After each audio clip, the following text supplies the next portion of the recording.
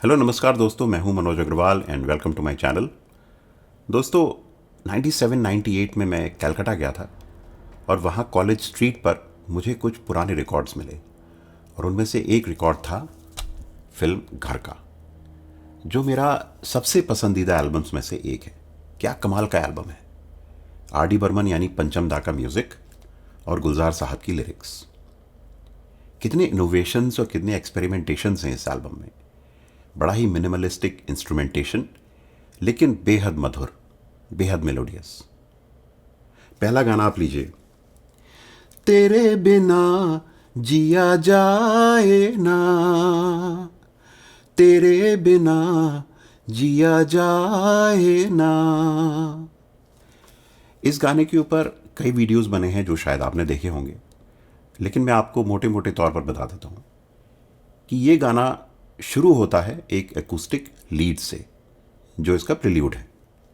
उसके बाद में इंट्रो आता है जो मेनली स्ट्रिंग्स पर है, लेकिन साथ में एक लैटिन या बॉसानोवा स्टाइल की बीट है। ढिंग टक टक टक टक टक टक टक। और फिर मेन गाने की रिदम शुरू होती है, जो बहुत ही अनयूजुअल और इनोवेटिव है।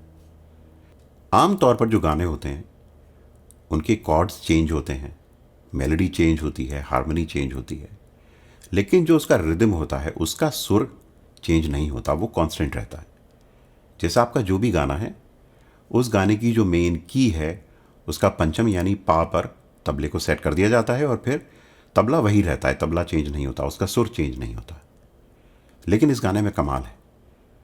इस गाने में पंचम दा ने मादल, जो एक नेपाली इंस्ट्रूमेंट है, जो छोटी ढोल की है, उसको गिटार के साथ ऑल्टरनेट किया है और एक नहीं कई मादल बजे हैं। हर कॉर्ड के साथ एक अलग मादल बजा है। आप जैसे सुनेंगे झिंग झिंग टिंग टिंग झिंग झिंग टिंग टिंग झिंग झिंग टिंग टिंग झिंग झिंग टिंग टिंग। तो ये टिंग टिंग जो है ये मादल है और इसको इंट्रोड्यूस किया था पंचम दा से रंजीत कांचा नाम के म्यूजिशियन ने। और ये इंस्ट्रूमेंट पंचम दा को इतना पसंद आया था कि हर गाने में लगभग पंचम दा ने इसको यूज़ किया है। आप कोई भी गाना पंचम दा का सुनेंगे, उसके ऑफ पर ये इंस्ट्रूमेंट कहीं ना कहीं बज रहा होगा। उनका ये सिग्नेचर स्टाइल हो गया था। और जब ये रंजीत साहब इसको बजा रहे थे तो भानु गुप्ता यानी भानु दा गिटार बजा रहे थे और वो हर कॉर्ड पर अपने सर से रंजीत साहब को इशारा करते थे कि कब कौन सा मादल बजाना है। और ये खाली कोई गिमिक या सिर्फ अनयूजुअल नहीं है, सुनने में बहुत ही खूबसूरत लगता है। अगला गाना लता जी का ही। आज कल पाँव ज़मीं पर नहीं पड़ते मेरे, बोलो देखा है कभी तुमने मुझे उड़ते हुए। बड़ा ही खूबसूरत, आराम से चलने वाला, मूडी गाना है। साइड बी में किशोर दा का एक गाना, फिर वही रात है, फिर वही रात है ख्वाब की। क्या गाया है किशोर दा ने और क्या कमाल का लिखा है गुलजार साहब ने। क्या इमेजरी है। मासूम सी नींद में जब कोई सपना चले, हमको बुला लेना तुम पलकों के पर्दे तले, या कांच के ख्वाब हैं आंखों में चुप जाएंगे, पलकों में लेना इन्हें आंखों में रुक जाएंगे। कमाल का गाना।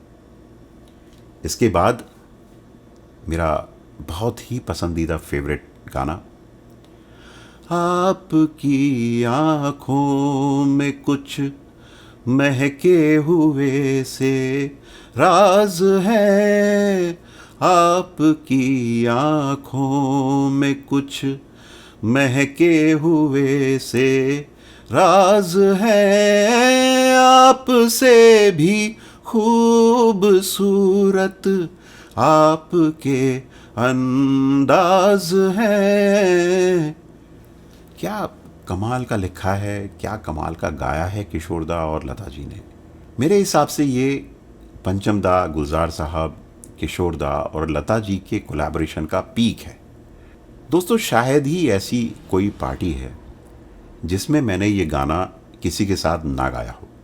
मुझे बेहद पसंद है इसका एक एक पीस, इसका एक एक इंटरल्यूड, और जिस तरह से लता जी ने वो लाइन गाई है, आपकी बदमाशियों के ये नए अंदाज हैं, और जिस तरह से वो हंसी हैं। दोस्तों, आवाज़ से कैसे एक्टिंग की जाती है, ये उसका प्राइम एग्जाम्पल है। इसके बाद फिर एक आशा जी और रफ़ी साहब का गाना, बोतल से एक बात चली है, कागुड़ा के रात चली है। एक और सुंदर गाना। दोस्तों, अगर आप रिकॉर्ड सुनते हैं और आपके पास ये रिकॉर्ड नहीं है तो आप इस रिकॉर्ड को अपने कलेक्शन में ज़रूर शामिल करें। अगर आप रिकॉर्ड नहीं भी सुनते हैं तो जो भी स्ट्रीमिंग प्लेटफॉर्म आप यूज़ करते हैं, यूट्यूब या स्पॉटिफाई, उस पर ये एल्बम ज़रूर सुनें और इसका आनंद लें। आशा करता हूँ ये वीडियो आपको पसंद आया होगा।